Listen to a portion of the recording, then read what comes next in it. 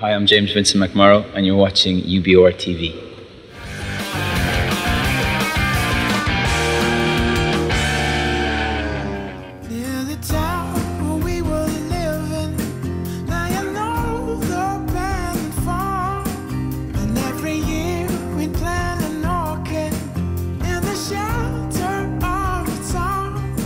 I was brought up in a town called Malahide, which is outside Dublin City. It's about 10 miles north, so it's like kind of suburby, quiet, by the sea. Like, as there wasn't a really strong music scene. It's a really small place, like, so there's not like a club or a venue where everybody kind of congregates and stuff, and most stuff happens in the city itself. But there've been actually quite a few musicians that have come out of the town. I'm writing a lot of songs at the moment, so there's like 5 or 6 that I'm working on. I know what they're about. I don't write lyrics until the very end, so they don't really have lyrics yet. They're just pieces of music that have melody.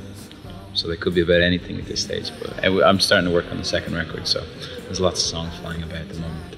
You know, I'm influenced by lots of stuff. I'm not really I don't have a mood board of the 10 or 15 people that inspire me and just kind of look to them for inspiration. I sort of pick up anything and read it, or I'll listen to anything once, and you know. I have favorites. I have people that musicians that I listen to all the time, but like people like Sufjan Stevens, but just because I love them. I don't kind of listen to them to try and spark any kind of creativity. I read a lot of books, but it can vary. At the moment I'm trying to read funnier, more comedy books, because I read a lot of kind of heavy stuff when I was making the record, and a lot of American novels as well. So I am trying to read funnier stuff, but then I just read In Cold Blood, so that's not hilarious.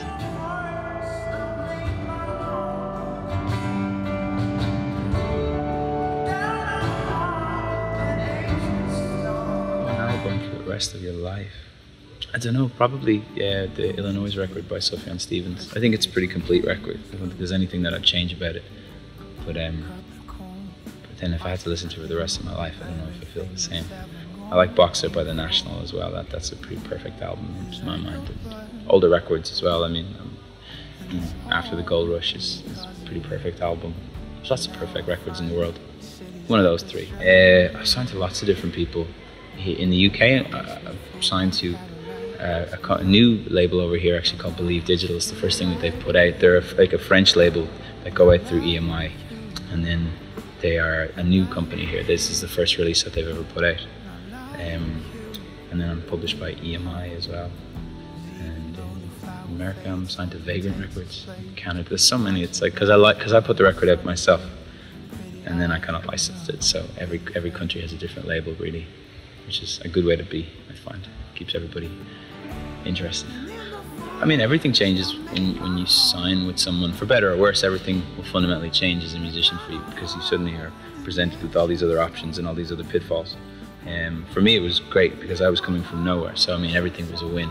And the record, the fact that it was out in Ireland for a little bit, the fact that it had sold some copies and people knew what it was, meant that anybody coming on board at that point had to be on board, as in there was nobody that was like, make it a star, kid, all that kind of nonsense. Everybody kind of knew what I wanted and were there to kind of facilitate, so they helped me. I mean, simple facts, you know, because music gave me money. Like, I can afford to do press and promo and have press and promo people who could actually talk about my record, bar me running around in my car playing shows and trying to pass it to people hand to hand. So there's a lot of good things that come from having a label. There's a lot to be aware of as well. I came close to signing some things at some points that would have been really bad, and as it worked out, making the record myself and then licensing it meant that I could kind of pick and choose. So I'm in as good a position as one can be in, I guess.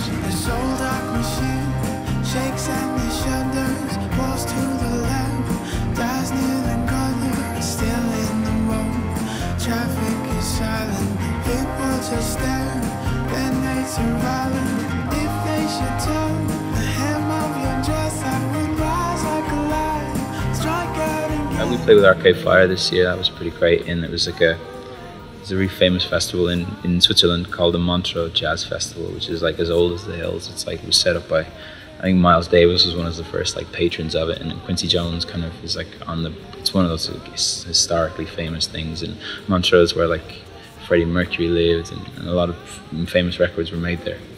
and they have this festival every year where they have like 2 or 3 bands on a night, and you have like an hour each pretty much, and it's like, so we did a shared bill with Arcade Fire, which was like crazy, because Arcade Fire are sort of the alpha and the omega for most people, for me especially. So that was pretty memorable. People tell you what they think you should do based on a system that exists. That's what I found with music, the music business, is that there's a set plan in place for everybody, kind of like, okay, you sign here, and then it's like, these are the steps, and if you're cut out for that, then it's perfect, and if you're not, then it's not. So there was lots of advice, lots of like, we think you should work with this person, we think you should do this and that, and ultimately I went off and worked by myself and ignored every single thing that they said and made a record. But that's not to say it wouldn't work for others. It's important to have feedback, and when you're getting your music out first. I wouldn't want to sound like a cynical sort, like there are a lot of great people within my sort of, I guess, my life, and one person in particular, like on the industry side, the guy that signed me to EMI Publishing, a chap named Felix Howard, who's become a really good friend, and that's kind of a rarity in the music business, is that we actually became quite close. He never actually sat me down and told me what he thought he should do, but he was always very supportive of the choices that I made. So I would always kind of talk to him, and friends and family. I didn't play the record for anybody until it was finished. I didn't play the record for him until it was finished. No one heard a thing, but they were there the whole time. Like, if at any point I needed to play it or have a sounding board, or if I ever needed sort of even just a kind of a keep going kind of thing, those types of people, and Felix in particular, were very good for that. So I'm sure there's like lots of advice and things that I could say that could be helpful, but it's, giving sort of generic advice always seems kind of very simplistic, because music is different and subjective. The one thing I would say, like based on my own experiences, was that like you don't necessarily need to follow the preordained route. You don't, if you kind of have a strong feeling about what you're doing, or even just a feeling, it just doesn't even have to be strong, then pursue it, and that you don't have to spend all your money on studios these days, and you don't have to spend all your money on demos and different things. The way the world is and the way the music business is that like my record found its life through blogs and me actually reaching out to people and forging relationships with people that had blogs that I respected and admired, and kind of thought, listen, I have this record, perhaps you'll like it, and they stuck with it. Even when like mainstream press, I couldn't afford any of that kind of stuff, and press people to kind of get different magazines to talk about me.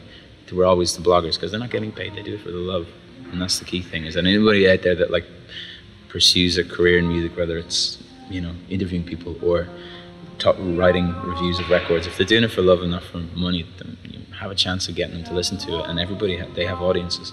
That was the thing. It was like a cumulative thing. So I definitely say pursue those things, and don't be so. There's no need to be so worried about like whether an A&R guy is at your first show or anything like that. All that stuff kind of can come one